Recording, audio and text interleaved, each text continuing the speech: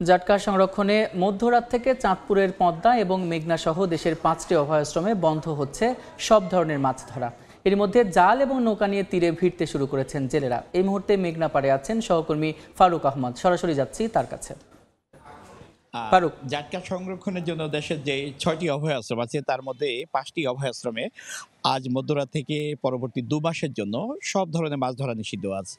তো চাঁদপুরে যে বিশাল পদ্মা মেঘনা আছে তার মধ্যে আমরা যদি বলি চাঁদপুর জেলার সব শেষ উত্তর যে অংশটি আছে সেটি হলো যে শার্টনল এবং এই কে অভয়াশ্রমের চাঁদপুর পেরিয়ে লক্ষ্মীপুর জেলার চর আলেকজান্ডার পর্যন্ত আরো গড়ে বলতে যেতে পারে যে প্রায় 100 কিলোমিটার এলাকা এই অভয়াশ্রমটি। তো বিশাল এই অভয়াশ্রমটির পাশে কিন্তু শরীয়তপুরের পদ্মা নদীতে আরো 20 কিলোমিটার আরেকটি অভয়াশ্রম আছে।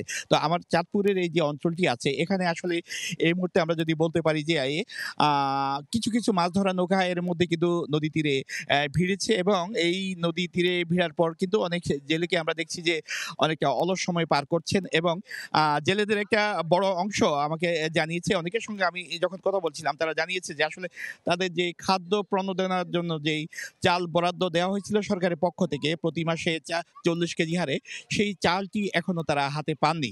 মৎস্য বিভাগের কর্মকর্তাদের সঙ্গে কথা বলেছি, তারা জানিয়েছেন গতকালই কেবলমাত্র সংশ্লিষ্ট ইউনিয়ন পরিষদে যারা কর্মরত কর্মকর্তা আছেন অর্থাৎ জনপ্রতিনিধি ছাড়া যে প্রশাসক দিয়ে ইউনিয়ন পরিষদগুলো চলে সেই ইউনিয়ন পরিষদগুলোতে অর্থাৎ নদী তীরবর্তী যেই এলাকাগুলোতে জেলেরা তালিকাভুক্ত আছেন সেই জেলেদের জন্য চালটি কেবলমাত্র গতকাল বরাদ্দ মেলেছে। তো সেই চালটি এখন গুদামঘর থেকে উত্তোলন করা হবে, তারপর সংশ্লিষ্ট ইউনিয়ন পরিষদের মাধ্যমে সেই চালগুলো বিতরণ করা হবে জেলেদের মধ্যে।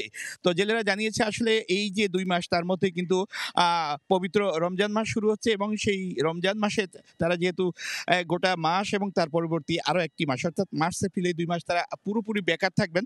সেই ক্ষেত্রে যারা প্রান্তিক জেলে আছে তাদের আসলে জীবন জীবিকার উপর বড় ধরনের একটা চাপ পড়বে, অর্থাৎ তাদের এই সময়টা আসলে অনেকটা ধার দেনা করে তাদের জীবন চলতে হবে।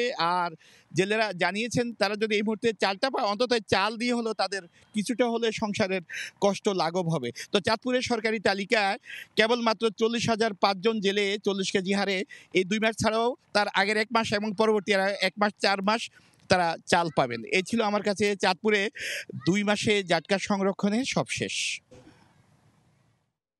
সরাসরি যুক্ত ছিলাম চাঁদপুরের মেঘনা পাড়ে।